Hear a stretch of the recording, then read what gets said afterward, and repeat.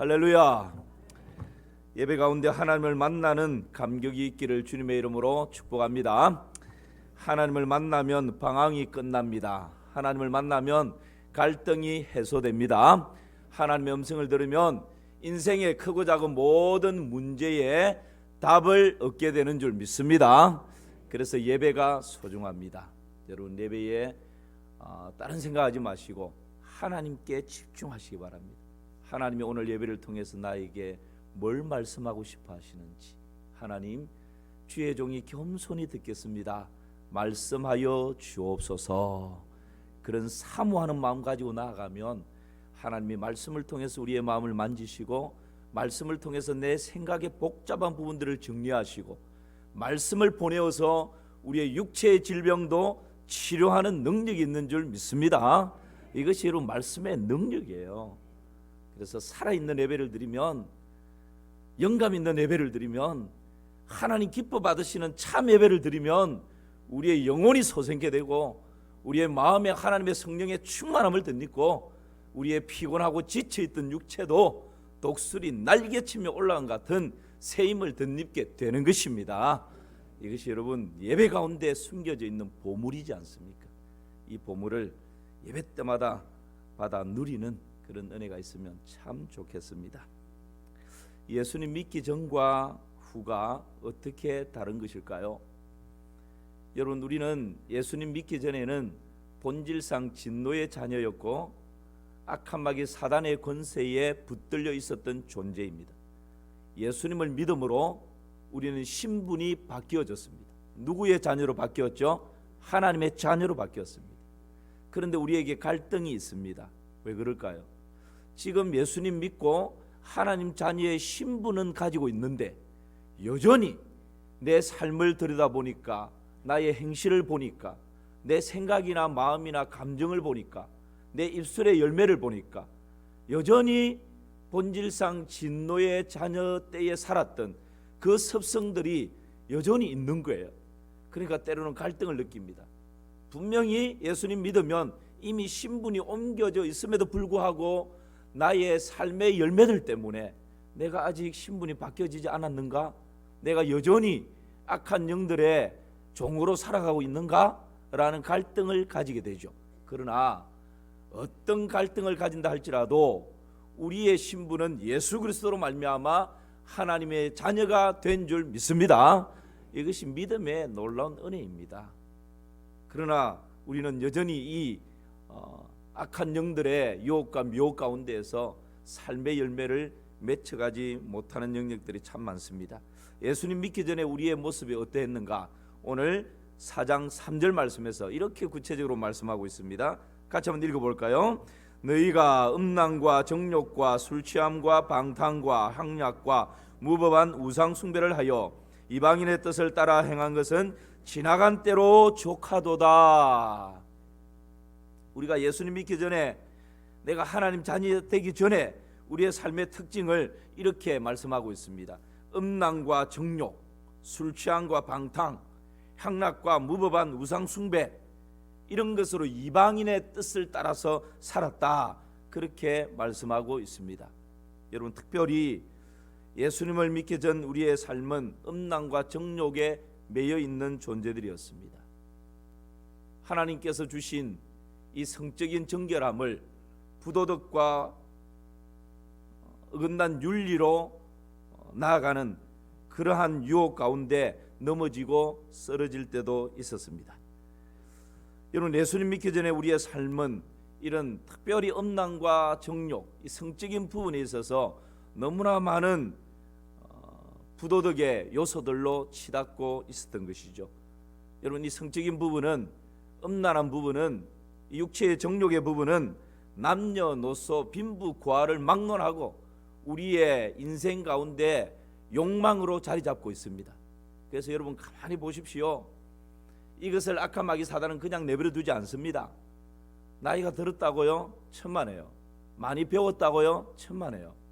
좀 권력이 있고 높은 자리에 앉았다고요? 천만에요. 모든 사람들에게 동일하게 그 내면에 감추어져 있는 음란한 마음이 있고 음욕을 품는 마음이 있고 간음의 죄를 범하고자 하는 욕망들이 누구에게나 다 있습니다. 그냥 그럴싸하게 넥타이 매고 경건한 모습으로 앉아 있어서 그렇지, 조금만 자유함이 있고 풀어지게 되면 언제든지 우리 내면에서 그런 것이 튀어나오게 되어 있습니다. 나이가 든다고 없어지는 것일까요? 어느 부인이 하도 남편이 바람을 피워서 속을 썩입니다. 그러니까 하는 얘기가, 우리 남편은 70, 80살이 돼도 여자만 보면 눈이 돌아간다고. 절대 이 바뀌어지지 않을 거라고. 그래서 남편이 죽었는데, 여러분 이 남편의 관을 이렇게 땅에 묻어야 되지 않습니까? 그 남편 관을 이렇게 못질하는 사람에게 못을 2배로 박으라고. 2배로. 혹시 모르니까. 그것도 안심이 안 되니까 그 장례하는 사람에게 남편 관을 뒤집으라고. 뒤집어 가지고 흙을 묻고, 그래서 수북하게 묻어 놓으라고. 여러분 왜 이럽니까? 이 음란과 정욕의 문제는요, 이처럼 집요하다는 거예요. 집요하다는 거예요. 여러분 이것은 나이도 상관이 없고, 뭐 좀 배웠고 덜 배웠고 이것과도 상관이 없어요. 뭐 인격이 조금 수양되고 안 되고 별반 차이 없습니다. 누구에게나 다 노출되어져 있는 영역인 거죠. 이런 영역을 여러분 가만히 우리의 주위를 한번 돌려보십시오. 이런 영역들이 뭐 영화, 여러분 영화 한 번씩 보시면 어떻던가요? 영화에서 선정적인 장면 몇 장면 없는 영화가 거의 없습니다. 뭐 드라마 더하죠. 안방에까지 이런 모습들이, 선정적인 모습들이 들어옵니다. 아이들하고 밥 먹으면서 같이 보는 광고에조차도 어떨 때는 민망할 정도로 선정적인 모습들이 지나가지 않습니까? 그런 광고하고 전혀 상관없는 광고인데도 왜 그럴까요? 모든 인생 가운데 이 내면에 내재되어 있는 이런 음란과 음욕과 간음의 죄악들이 내재되어 있기 때문에 그것을 노리는 것입니다. 그러니까 어떻게 해서라도 사람들의 시선을 잡으려면 선정적인 장면을 내보내야 시선을 잡게 되고 본인들이 뭔가 던지고자 하는 메시지를 거기에 담아서 던질 수 있는 것이죠. 그러니까 자동차 판매를 하는데 짧은 치마를 입고 그냥 늘씬한 그런 미인들이 거기에 등장하는 거예요. 그래야 시선이 집중이 되니까. 여러분 이것이 지금 우리가 살아가고 있는 이 세상입니다. 경제가 아무리 어려워도요, 호황을 누리는 영역이 있는데 바로 이 음란물, 이런 데는 IMF가 없대요. 금융위기가 없대요. 아무리 경제가 곤두박질을 쳐도 이런 영역들에 대해서는 호황을 누리고 있는 것입니다. 왜 그럴까요? 우리 사람의 이 내면 속에 이런 음란과 음욕과 이 육신의 정욕에 대한 그런 욕구들이 불릴듯 일어나고 있는 거죠. 이건 우리나라에 벌써 간통죄가 없어져 버렸습니다. 무슨 말입니까 이게? 부부가 결혼식 할 때 어떤 경우에라도 정제를 지키기로 약속했는데 그냥 어느 한쪽에서 배우자가 부정한 행위를 합니다. 그래도 억울함을 호소하고 무엇이 옳고 그른가를 판결할 수 있는 잣대가 없어져 버린 거예요. 그 일을 국가에서 해주어야 되는데 국가의 법조차 없애버린 것입니다. 여러분 이렇게 되면 지금 가정이 어떻게 될까요? 부정한 행위를 해도 누구에게 하소연도 못하게 돼요. 여러분 우리나라 헌법에는 양성평등을 분명히 이야기합니다. 양성평등이 뭡니까? 남성과 여성이 권리와 의무와 자격에 있어서는 모든 영역에 평등하다. 남성과 여성이 차별받으면 안 된다. 이거지 않습니까? 그런데 이 양성평등을 성평등이라고 하는 단어로 바꾸려고 합니다. 이게 별것 아닌 것 같은데 양성평등을 성평등으로 바꿔놓으면 어떤 일이 일어날까요? 남성과 여성, 성 자체, 성 정체성이 없어져 버리는 거예요. 이 성평등이라고 주장을 해버리게 되면 이 속에는 남자가 남자들끼리 연애를 하고 결혼을 합니다. 여자가 여자들끼리 연애를 하고 결혼을 합니다. 이게 입법적으로 이제 그렇게 합법화 시켜주자는 거예요. 여러분 자녀가 내 아들이 남자를 데리고 와서 부모에게 나 이 남자하고 결혼할 테니까 허락해달라고 하면 여러분 허락해 줄 사람 있습니까? 내 딸이 여자를 데리고 와서 내 남편으로 결혼 허락해달라면 허락해 줄 사람이 있습니까? 여러분, 이 성평등이라고 하는 이 양성평등을 성평등으로 단어 하나 바꾸어 놓는데 이게 이렇게 바꾸어져 버리면 이런 일들이 이제 일어난다니까요. 그리고 나는 남자인데 여자로 살고 싶다. 성전환 수술을 해서 여자로 살게 되는 거예요. 나는 여자인데 너무 약해 보이고 억울하니까 나는 남자가 되고 싶다. 성전환 수술해서 남자성으로 만들어서 살게 되는 거예요. 어떤 사람은 나는 남자도 싫고 여자도 싫다. 자신 속에 성 전체의 성을 없애버리는 거예요. 그러니까 남자도 아니고 여자도 아니고 없는 거예요. 여러분, 희한한 인간이 나오는 것입니다. 이걸 합법화 시키자. 그리고 어떤 사람은 나는 남자성도 가지고 싶고 여자성도 가지고 싶다. 이것도 또 가능한 거예요. 이 전문 용어들이 있는데 뭐 복잡하니까 여러분, 이런 일들이 일어나는 거예요. 이런 일들이. 다가오는 30일 날 경남 시청 광장에서 퀴어 축제가 열립니다. 여러분, 이 퀴어 축제가 뭡니까? 퀴어, Q-U-E-E-R, 영어 단어 퀴어라고 하는 것은요, 괴상한, 이상한, 기묘한 이런 단어입니다. 그러니까 성적인 축제를 벌이는데 우리는 단순히 퀴어 축제하면 동성애자들만 뭐 페인팅하고 옷 홀라당 벗고 보일까 말까 해가지고 막 카프레이드 하는 걸로 아시죠? 아닙니다. 이 퀴어라고 하는 말 속에는 성소수자의 별칭이 퀴어예요. 여러분, 성소수자가 어떤 사람들입니까? 단순히 남자들끼리 연애하고 여자들끼리 연애하는 게이나 뭐 레즈비언 이런 사람들뿐만 아니고요, 짐승하고 더러운 짓을 하는 사람도 성소수자예요. 우리는 상상도 못하는 나무하고 이상한 짓들을 하는 것도 성소수자예요. 이런 성소수자들이 모여서 카프레이드를 하고 축제를 하는 것이 이 퀴어 축제, 퀴어 축제. 여러분, 이런 일들이 나라에서 법으로 합법화 만들어 놓고 이런 일들이 일어남으로 뭐 권리와 의무와 모든 것을 보장해주고 이런 것으로 인해서 병이 걸리면 그 국민 세금으로 또 그 병 치료할 수 있도록 다 보장해주고 인권 존중, 저는 인권 존중에 대해서 저는 100% 찬성하는 사람입니다. 그러나 인권 존중도 법의 테두리 내에서 이루어지는 것입니다. 하나님의 말씀의 진리 안에서 이루어지는 것입니다. 여러분, 우리 하나님께서 뭐라 말씀하십니까? 우리 사람을 창조하실 때 하나님은 분명히 남자와 여자로 창조하셨습니다. 하나님이 중성을 만들었습니까? 성이 없는 그냥 남자도 아니고 여자도 아니고 그런 인간으로 하나님 창조했습니까? 아니요. 하나님의 형상을 따라서 남자와 여자로 창조하시고 그 역할을 부여하시고 이 땅을 다스리고 통치하도록 하나님께서 권한을 부여하신 거 아닙니까? 지금 이런 일들은 하나님의 창조 질서를 정면 도전하고 파괴시키는 행위입니다. 그래서 여러분, 여기에 대해서는 우리 기독교가 분명히 아니라고 반대를 하는 것입니다. 여러분, 우리가 잠자고 있으면 안 돼요. 인권 존중해야 되는 건 맞습니다. 성경에 그 인권은 흑인이든 종이든 주인이든 예수 그리스도의 복음 안에서 종이든 주인이든 남자든 여자든 이방인이든 유대인이든 다 하나가 되는 것, 이것이 여러분 인권 존중 아닙니까? 옳은 말이죠. 맞습니다.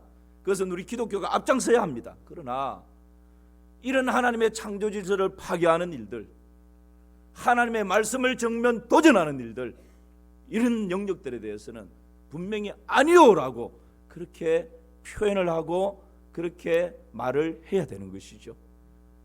여러분, 그래서 지난번 우리가 학생 인권 조례에도 이런 성적 지향이라든지 이 속에 다 이런 게 다 포함되거든요. 그래서 이런 부분들에 대해서 우리가 반대를 했었는데 이번 이 퀴어 축제도 저 서울이나 유럽이나 선진국에서만 일어나는 축제인 줄 알았는데 여러분 지금 경상남도 도청 앞 시청 앞에서 이 축제가 열린다는 것은 지금 이 일이 딴 나라 이야기가 아니고요, 우리 안방에까지 지금 공격하고 들어오는 것입니다. 그래서 여러분, 우리가 이럴 때 기독교인들이 깨워서 이번 30일 토요일 날 1시부터 7시까지 이 퀴어 축제에 반대하는 집회를 하게 됩니다. 거기에 여러분, 우리 경남에 있는 총기독연합회, 그리고 경남 성시와, 그리고 학생인권 조례에 반대했던 우리 원대원 목사님이 대표로 있죠. 그 단체, 그야말로 우리 경남에 있는 기독교 모든 연합회가 하나가 되어서 여기에 반대하는 그런 목소리를 내게 될 것입니다. 여러분, 이번 토요일 날 이런 일들에 함께 동참하시고 또 참여해서 우리가 성경에 위배되는 이 일에 대해서는 분명히 노라고, 아니오라고 그렇게 기도를 할 뿐만 아니라 의사 표현을 해야 지금 처음으로 이렇게 열리는데, 이게 여러분 그들의 생각대로 계획대로 성공적으로 아주 잘 이루어졌다 그러면요, 이제 앞으로 그냥 계속 되는 거예요. 그러나 반대에 부딪혀서 제대로 하지 못하고 이렇게 돼야 나중에 이 일들이 지속되지 않습니다. 제가 시드니에 있을 때 경험해 봤잖아요. 얼마나 기도를 했는데요, 한 달 넘게 그 열리는 축제 장소 새벽마다 가서 기도했습니다. 그런데 하나님께서 그날 비를 그냥 막 쏟아가지고, 페인팅 이게 됩니까? 옷 홀로당 벗고 막 카프레이드 하는데 비가 쏟아지니까 축제가 제대로 안 된 거죠. 여러분, 저는 겨울이니까 하나님이 막 경남에 영하로 막 확 떨어지게 해가지고 옷 홀라당 벗고 막 축제하다가 달달달 떨어가지고, 하나님이 하시면 이 기후도 하나님이 조정하시지 않습니까? 그래서 그 사람들도 회개하고 하나님 만들어 놓으신 창조 질서 가운데 들어오는 것이 참 자유함이지 않습니까?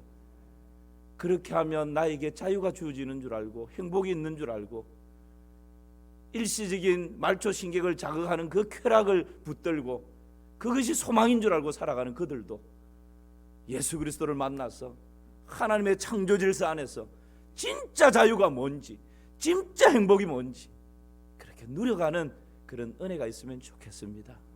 여러분, 우리가 그들을 저주하고 질타하는 마음이 아니라 불쌍히 여기는 마음을 가지고 그렇게 여기에 대해서는 반대한다고 그렇게 표현하는 것이 필요합니다. 예수님 믿기 전 우리도 정도는 달랐지만 다 이런 음란하고 정욕적이고 방탕한 이런 가운데 빠져 살았던 존재였습니다. 그러나 예수님을 만나고 예수님을 믿고 난 후 우리의 삶이 어떻게 변화되어집니까? 고린도서 5장 17절 말씀 우리 함께 읽어봅시다. 시작. 그런즉 누구든지 그리스도 안에 있으면 새로운 피조물이라, 이전 것은 지나갔으니 보라 새 것이 되었도다. 아멘이죠. 예수 그리스도 안에 있을 때에 이전 것은 지나갔으니, 이전에 우리가 어떤 죄에 빠져 있었든지, 어떤 음란에 빠져 있었든지, 어떤 육체의 정욕에 붙들려 있었든지, 어떤 우상 숭배 가운데 묶여 있었든지, 그리스도 안에 있으면, 그리스도 예수를 믿으면 새로운 피조물이 된다고 우리에게 말씀하고 있는 것입니다.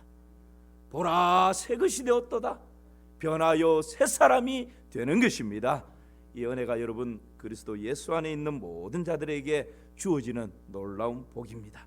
예수님을 믿은 사람에게는 어떤 자유함이 있습니까?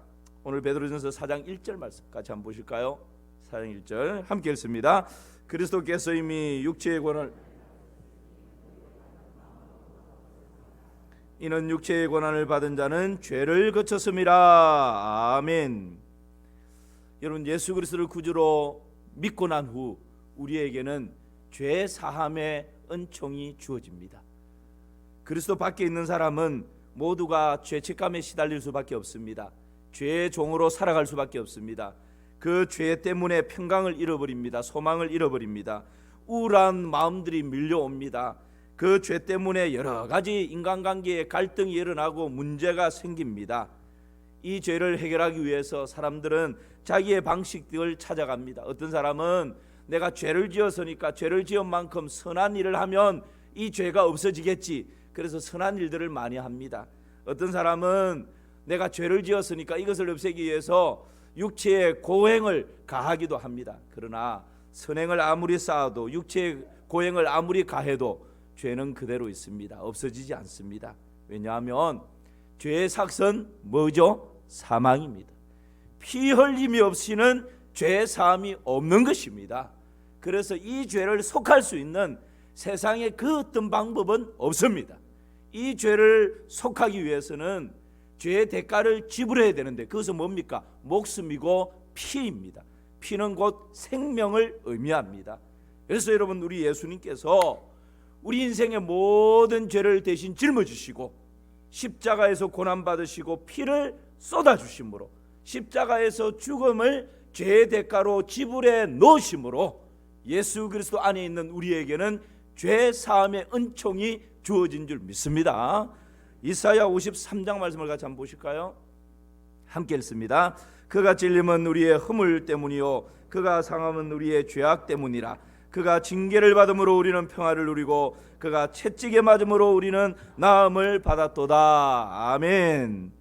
예수님이 찔림으로 우리의 허물이 사여졌습니다. 예수님이 상함으로 우리의 죄악이 사여졌습니다. 예수님이 징계를 받음으로 우리에게 평화가 주어졌고요, 예수님께서 채찍에 맞음으로 우리에게는 육신의 질병이 낫게 되는 은총이 주어졌습니다. 이것이 여러분 예수 그리스도 안에 있는 자에게 주어져 있는 놀라운 사죄함의 은총입니다. 어느 신부님이 거룩한 삶에서 이탈하여서 마음에 죄책감을 가지고 있었습니다. 하나님 앞에 피눈물 나는 회개를 하고 그 모든 삶을 청산하고 저 아프리카 오지에 들어가서 남은 생에 그냥 이웃을 사랑하며 살리라 그렇게 생각을 하고 오지에서 이웃을 섬기며 원주민들을 섬기며 살았습니다. 그러나 이 마음 한켠에는 과거에 이탈해버렸던 그 죄책감이 사라지지가 않습니다. 근데 듣자 하니까 그 아프리카의 소년 중에 아주 영통한 소년이 있는데 그 소년은 기도실에 가서 하나님과 이렇게 기도를 하면 하나님께서 모든 사실들을 다 알려준다는 겁니다. 그래서 이 신부가 그 소년에게 찾아가서 내가 지난 날들에 참 아픈 기억이 있어서 내 마음 한켠에 아직 죄책감으로 참 밀려와서 이렇게 시달리고 있는데 하나님께 한번 여쭈어봐 달라고, 나를 어떻게 생각하시는지. 그랬더니만 이 소년이 기도실에 들어가서 나름대로 기도를 하고 나오더니만 이 신부님에게 이렇게 말합니다. 신부님이 그래 하나님께서 뭐라 말씀하시던가. 그랬더니만 이 소년이 하나님께서는 당신의 지난 허물이 무엇이었는지 전혀 기억이 나지 않는답니다. 그렇게 이야기하는 거예요. 여러분, 우리가 다 지난 과거를 들춰보면 흠이 있고 점이 있고 냄새가 나고 다 얼룩이 묻어 있습니다. 그러나 그리스도 예수 안에 있다라는 것이 뭡니까? 죄 사함의 은총을 누리는 것입니다. 때로는 내 기억 속에 잔재되어 있을 수 있고요, 내 마음 한켠에는 여전히 그 죄책감이 때로는 밀려올 수가 있습니다. 그러나 이것은 내 기억이고 내 감정입니다. 진짜 예수 그리스도를 구주와 주로 영접했다면 죄 사함의 은총을 누리는데 하나님께서는 말씀에서 이렇게 우리에게 말씀합니다. 히브리서 10장 17절 18절 말씀 함께 읽어볼까요? 또 그들의 죄와 그들의 불법을 내가 다시 기억하지 아니하리라 하셨으니 이것들을 사하셨은즉 다시 죄를 위하여 제사 드릴 것이 없느니라. 그들의 죄와 그들의 불법을 내가 다시 기억을 한다고요, 안 한다고요? 기억하지 아니하리라. 여러분, 예수 그리스도 안에 있으면 지난 날들의 모든 죄와 허물을 하나님께서 기억조차 하지 않으시겠다고. 이것이 여러분 죄 사함의 은총이지 않습니까? 로마서 8장 1, 2절 말씀도 보십시오. 함께 읽습니다. 그러므로 이제 그리스도 예수 안에 있는 자에게는 결코 정죄함이 없나니 이는 그리스도 예수 안에 있는 생명의 성령의 법이 죄와 사망의 법에서 너를 해방하였습니다. 아멘. 여러분 아멘입니까? 아멘이죠. 예수 그리스도 안에 있다라는 것이 이런 놀라운 속죄함의 은총을 누리는 것입니다. 하나님이 내가 너의 지난 날들의 허물과 죄를 기억조차 하지 않겠다. 예수 그리스도 안에 있으면 새로운 피조물인데 생명의 성령의 법이 죄와 사망의 법에서 너를 어떻게 했다고요? 해방했다고요. 해방했다고. 예수 그리스도 안에 있는 자가 누리는 놀라운 속죄함의 은총을 우리 마산 삼일교회 모든 성도님들이 마음껏 누려가시기를 주님의 이름으로 축원합니다. 새로운 삶을 살게 됩니다. 베드로전서 4장 2절 말씀 같이 읽어볼까요? 함께 읽습니다. 그 후로는 다시 사람의 정욕을 따르지 않고 하나님의 뜻을 따라 육체에 남은 때를 살게 하려 함이라. 예수님을 믿으면, 예수 그리스도 안에 있으면 지난 날들의 모든 죄에서 용서함을 받을 뿐만 아니라 이제는 하나님의 뜻을 따라 살아갈 수 있다라는 거예요. 여러분, 우리는 하나님 자녀 되었음에도 불구하고 여전히 이방의 뜻을 쫓아서 살아갈 때가 참 많습니다. 그런데 오늘 말씀 보면 우리가 예수님을 믿으면 우리 안에 성령님께서 거하십니다. 성령님께서 우리에게 능력을 주십니다. 하나님의 뜻을 따라 살아갈 수 있는 능력을 주십니다. 로마서 5장 5절 말씀 같이 보실까요? 같이 읽겠습니다. 소망이 우리를 부끄럽게 하지 아니함은 우리에게 주신 성령으로 말미암아 하나님의 사랑이 우리 마음에 부음바 됨이니. 내 힘으로는 그렇게 살아갈 수 없지만 내 능으로는, 내 지혜로는 하나님의 뜻을 따라 살아갈 수 있는 힘이 부족하지만 성령으로 말미암아 우리 속에 하나님의 사랑이 어떻게 됐다고요? 부음바 되었다고요. 그래서 하나님 주시는 능력으로 내 안에 거하시는 성령님께서 주시는 지혜와 능력과 권능으로 하나님의 뜻을 쫓아 살아갈 수 있는 힘이 우리에게 주어져 있는 줄 믿습니다. 여러분, 이것을 놓치지 마십시오. 우리가 하나님의 뜻대로 살고 싶은 그러한 욕망이, 사모함이 부족해서 그렇지, 내가 하나님의 자녀인데 거룩하게 살고 싶고 진실되게 살고 싶고 정직하게 살고 싶고 성결하게 살고 싶고 하나님 주신 시간을 성실하고 부지런하게 살고 싶고 다른 사람을 용서하며 살고 싶고 부족하고 연약한 사람을 보면 좀 도우면서 살고 싶은 이런 욕망들이 우리에게는 다 있어요. 왜요? 우리 안에 성령님이 거하시기 때문에. 그래서 하나님, 정말 하나님 뜻대로 살아가고 싶습니다. 하나님, 저를 좀 도와주십시오. 내 안에 거하시는 성령님, 저를 좀 도와주십시오. 그렇게 도움을 구하고 기도하며 나아갈 때에 성령으로 말미암아 우리 안에 부음받은 하나님의 사랑으로 그렇게 살아갈 수 있는 것입니다. 우리가 스스로 포기해버리니까, 스스로 나는 안 돼 그러면서 포기해버리니까 그 삶을 쫓아 살아가지 못하는 것입니다. 이미 예수님께서 십자가에서 이 모든 일들을 다 성취해 두셨습니다. 그래서 우리는 성령님을 의지하고 그 삶을 쫓아 살아가기로 각오하고 도움을 구하면 그렇게 살아갈 수 있는 길이 열려져 있는 것이죠. 여러분, 한 해만 들고 말씀을 오늘 마무리하도록 하겠습니다. 어떤 나그네가 여행을 가는데 앞에 아주 희한한 장면이 펼쳐집니다. 두 사람이 서로 오손도손 이야기를 하면서 걸어가는데 그 뒤에 강아지 한 마리가 쫄쫄쫄 따라가는 거예요.